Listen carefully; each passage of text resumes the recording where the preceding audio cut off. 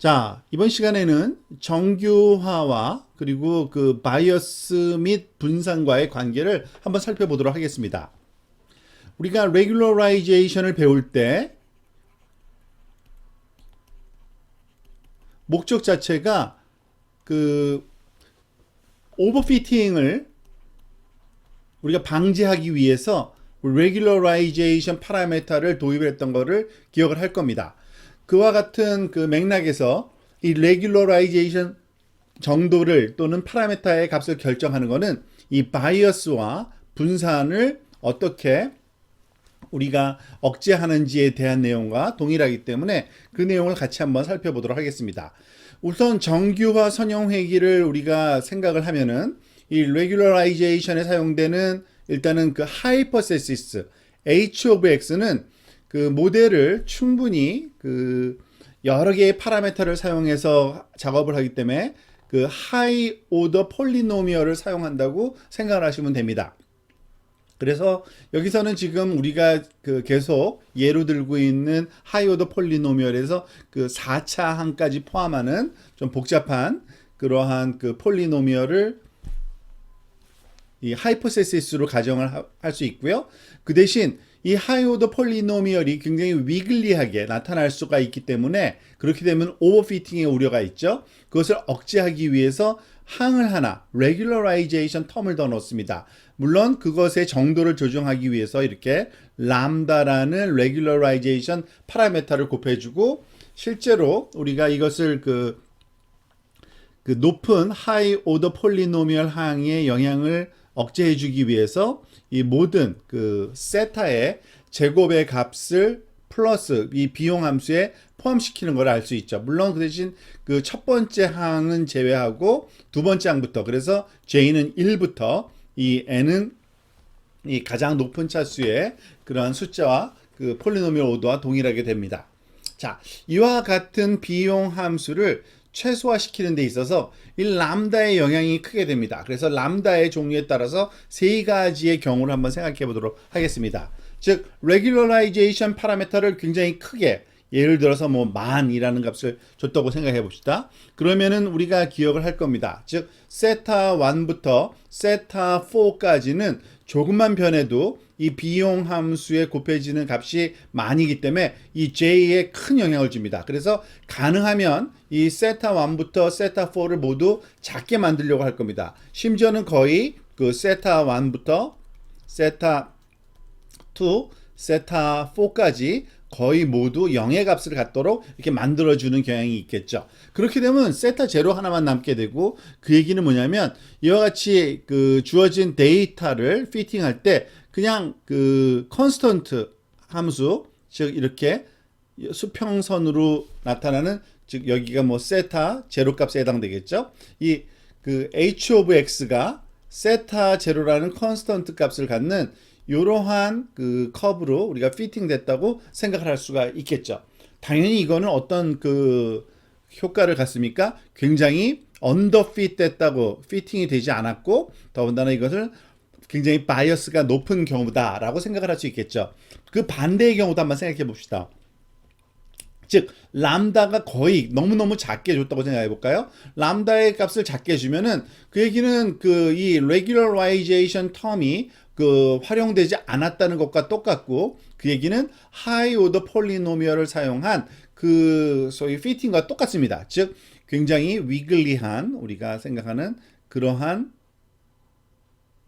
커브로 피팅을 만들어서 거의 모든 그 트레이닝 데이터가 피팅이 되도록 그렇게 되면은 에러는 작겠지만 사실 오버피팅이 일어났다 그러죠. 그래서 이것을 이미 앞에서 살펴본 것처럼 하이 베리언스 문제에 해당된다고 할 수 있습니다.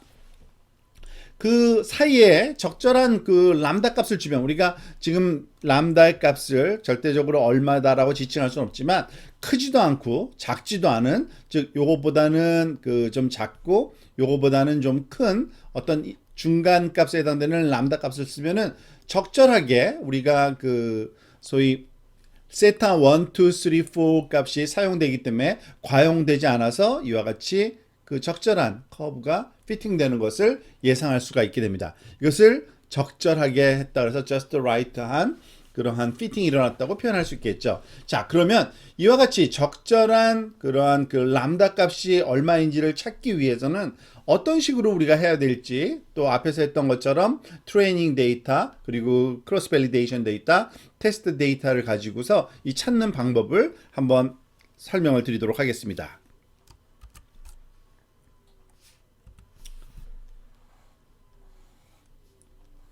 자, 우선 그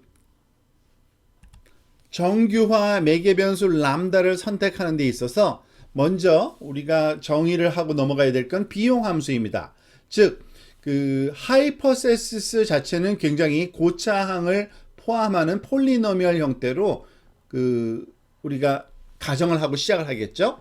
그와 같은 그 하이퍼세시스로부터 얻어지는 결과와 주어진 그 훈련 자료의 그 아웃풋과의 차이를 우리가 최소화시키는 비용 함수를 설정할 때 주의해야 할 점은 그 regularization term이 이제 하나 더 들어가고, 이것은 그 세타 제로를 제외한 1번부터 n번까지, 여기서는 4겠죠. n이 그 세타 j의 제곱 값에 그 전체 합산하는 값이 일정한 regularization 파라미터를 곱한 값을 여기에 이 비용 함수에 포함시킨다는 것을 알 수 있습니다.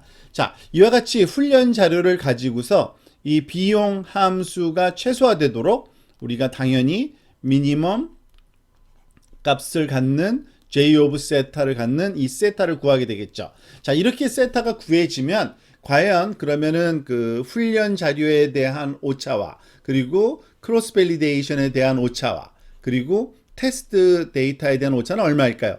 똑같지가 않습니다. 뭔가냐 하면은 조심해야 될 거는 이 크로스 밸리데이션 그 오차를 구할 때는 regularization term을 빼놓고 생각해야 됩니다. 이것은 우리가 적절한 그 크기로 조절하기 위해서 포함시킨 거지 실제 오차는 아니거든요. 그래서 JTrain조차도 훈련 자료에 대한 그 오차 자체를 구하는 것도 앞에서 구한 그 비용 함수에서의 J세타가 아니라 J subscript train은 이와 같이 그 하이퍼세시스와 그 실제적인 아웃풋과의 차이를 제곱을 평균 낸 값, 그것만 하는 거고, 이 뒤에 regularization term은 존재하지 않아야 됩니다. 크로스 밸리데이션도 마찬가지고요. 데이터를 크로스 밸리데이션 데이터만 쓴다는 거, 그리고 테스트 오차도 테스트 데이터만을 쓰고서 그 결과를 우리가 얻게 되는 이 비용 함수와는 다른 그 regularization term이 생략된 그러한 비용 함수로서 정의된다라는 것을 기억하고 있어야겠죠. 자, 그러면은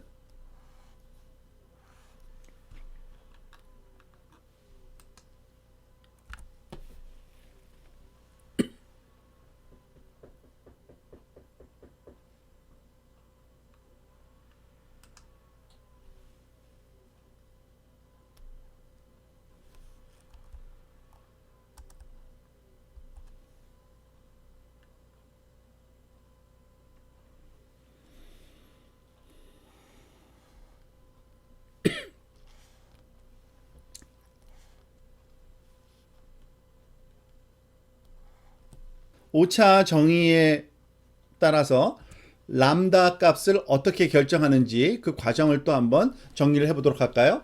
앞에서 얘기한 그 하이 오더 폴리노미얼 형태의 하이퍼세시스를 사용하고, 그 하이퍼세시스의 오차를 이와 같이 regularization term과 그 함께 포함된 그러한 비용 함수의 값을 최소화시키는, 즉 minimization j of theta with respect to theta를 구하게 되는 겁니다.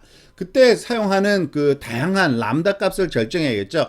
여기서는 굉장히 다양한 그 종류로 0부터 시작해서 0.01, 0.02 등등 해가지고 뭐 12단계로 나눴는데, 아마 이것을 2배씩 지금 증가시키는 거 보니까 2에 한 10승 정도의 그 100으로 나눈 걸 테니까 아마 10.24가 정확한 값일 겁니다. 그러니까 1024를 그 100으로 나눈 거겠죠. 자, 그래서 이 0부터 시작해서 일정한 간격으로 우리가 모든 람다에 대해서 이 J of 세타를 최소화시키는 세타를 구하게 됩니다. 그러면은 그 12가지 종류의 세타 값이 구해지겠죠. 각각의 세타의 크기는 똑같을 겁니다. 왜냐하면은 이와 같이 0부터 4까지 해서 세타의 모양 자체는 모두 다 세타 0부터 시작해서 세타 1, 세타 2, 세타 3, 세타 4 다섯 개의 엘리멘트를 갖는 그런 경우인데 서로 다른 값이 얻어지겠죠. 즉 람다가 0일 때 값, 람다가 0.01, 람다가 0.02일 때 값 등등을 구하고 그 세타 값을 가지고 CV, 즉 클로스 밸리데이션 데이터에 대한 그 비용, 오차를 구하게 됩니다. 이때 우리가 앞에서 살펴본 것처럼 CV 그 세타 값의 결정은 1 over MCV summation i는 1부터 그 MCV까지고 H of 그 X 빼기 Y 요거에 대해서만 하죠. regularization 텀이 없는 겁니다. 그것을 가지고 모든 경우에 대해서 또 이제 그 크로스 밸리데이션 오차 에러를 구하는 거죠. 그렇게 되면은 각각의 크기가 차이가 있을 텐데 예를 들어서 여기 어딘가에 하나가 있어서 J, CV, 세타 5 즉 아마 0.08 그 다음 단계니까 0.16인 것 같네요. 그죠? 0.16인 람다가 0.16인 경우에 그때의 오차가 가장 적다라고 우리가 생각을 하면 그것을 선택하는 거고요. 그 선택된 것에 또 그 실제 시험 오차를 또 따로 구해야죠. 그거는 테스트 자료에 대해 적용해야 되니까 J 테스트 세타 5 이런 식으로 우리가 결정을 하게 되는 겁니다. 그렇게 얻어지는 그런 세타가 우리가 원하는 그러한 그 가장 최적화된 그런 정규화 파라메타 람다라고 우리가 생각을 할 수 있겠죠. 자, 그것을 또 그래프로 한번 우리가 살펴볼 필요가 있는데요. 바이어스와 분산과의 관계를 우리가 다시 한번 정리해 보기 위한 겁니다.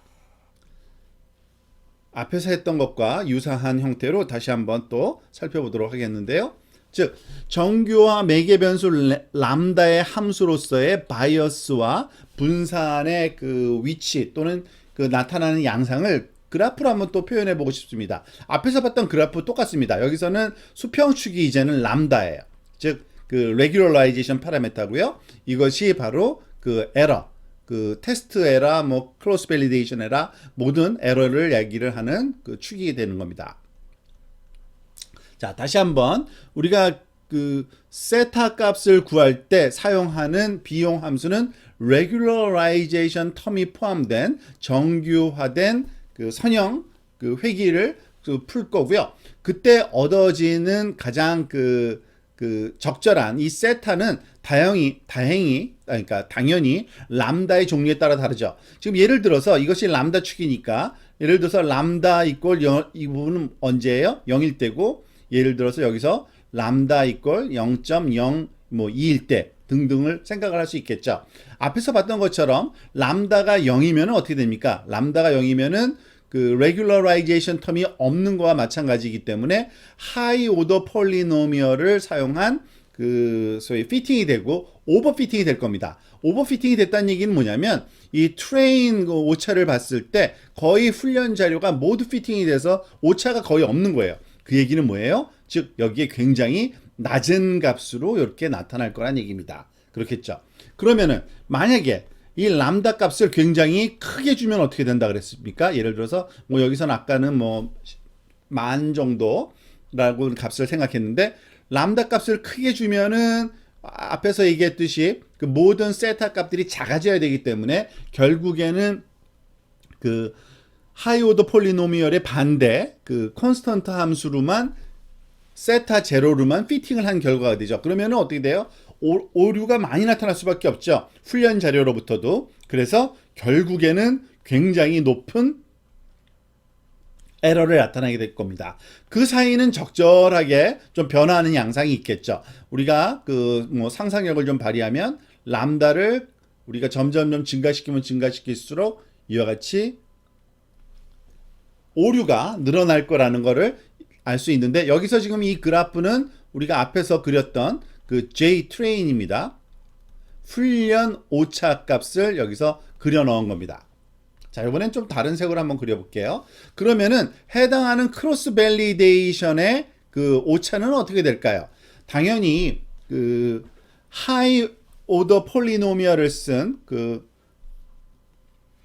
여기 람다가 그 제로인 경우죠. 굉장히 낮은 이러한 그 에러를 나타내는 이러한 그 경우에 우리가 그것을 훈련 자료, 크로스 밸리데이션 자료 넣으면 마찬가지로 굉장히 높은 에러를 나타낸다는 것을 우리가 기억을 할 겁니다. 즉, 그 폴리노미얼 자체가 굉장히 크면, 그 오더가 크면 우리가 피팅할 수 있는 모양 자체가 훈련 자료에 너무나도 오버핏이 된다 그랬죠. 오버핏. 오버핏 되는 요 위치이기 때문에 그 훈련 자료에서는 굉장히 잘 맞지만 다른 자료에는 굉장히 안 맞는. 그리고 그 반대 경우가 언제입니까? 이 경우죠. 그러니까 언더핏 되는 경우인데 이게 언더핏 되는 경우에는 그 역시 에러가 굉장히 크게 나타나죠. 그 사이에 우리가 앞에서 봤듯이 이 사이에 어딘가에 최적화된 그러한 그 람다 값에 해당되는 오류 자체가 굉장히 낮은 그러한 위치를 찾을 수가 있게 되는 겁니다. 당연히 어디가 제일 적절해요? 이것이 바로 우리가 크로스 밸리데이션의 오차니까 크로스 밸리데이션의 오차가 제일 작은 곳, 이곳이죠. 이곳에 해당되는 람다 값이 얼마가 될지 모르지만 예를 들어서 이 값이 말하자면 우리가 찾고자 하는 가장 적절한 그 오버핏도 안 일어나고 언더핏도 안 일어난, 즉 오버핏은 그 하이 베리언스라고 얘기하고요. 그리고 언더핏은 하이 바이어스 프로블럼이라고 그랬죠. 그 사이에 적절한 그런 위치에 해당되는 그 피팅이 일어나려면 이 람다가 적절하게 구해져야 되는데 그 구하는 방법은 크로스 밸리데이션에서의 그 값이 가장 작게 나타나는, 그리고 그것을 가지고서 또 우리가 그 확인할 수 있는 거는 그것을 테스트 그 자료에 집어넣었을 때 에러 그 값이 그 시스템의 그런 액큐러시로 그리고 그 오차에 결정되는 값으로 우리가 그 인정할 수 있게 될 거라는 거를 우리가 기억하실 수 있을 겁니다.